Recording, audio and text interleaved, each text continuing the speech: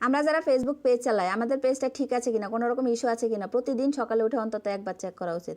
আসসালামু আলাইকুম, আশা করছি সবাই ভালো আছেন। আলহামদুলিল্লাহ আমিও ভালো আছি।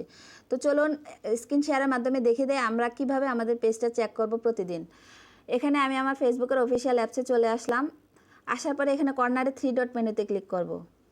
একটু নিচের দিকে স্ক্রল করে আসি, এখানে লেখা আছে সেটিংস অ্যান্ড প্রাইভেসি। এটাতে ক্লিক করার পরে এখানে যে সেটিংস লেখা আছে এখানে ক্লিক করব। তারপর এখানে নিয়ে আসছে আমাদের, এখান থেকে একটু নিচের দিকে যাব, গিয়ে যে ফেজ সেটআপে ক্লিক করলাম। করার পরে এখানে অনেকগুলো অপশন আছে, আমরা এই যে ফেজ স্ট্যাটাসে চলে যাব। গেলাম, দেখেন পান্নাস রান্না পেজ হ্যাজ নো ইস্যুস, তার মানে আমার পেজে কোনো ইস্যু নেই এবং এখানে একটা গ্রিন টিক মার্ক আছে।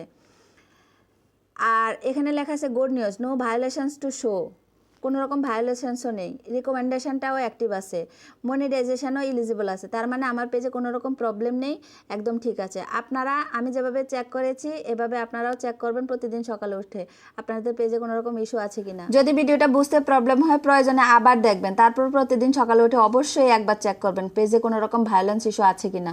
তো আজকের ভিডিওটা এই পর্যন্তই, সবাই ভালো থাকবেন, আমার জন্য দোয়া করবেন। ভিডিওগুলো ভালো লাগলে লাইক কমেন্ট শেয়ার করে পাশে থাকবেন। আল্লাহ হাফেজ।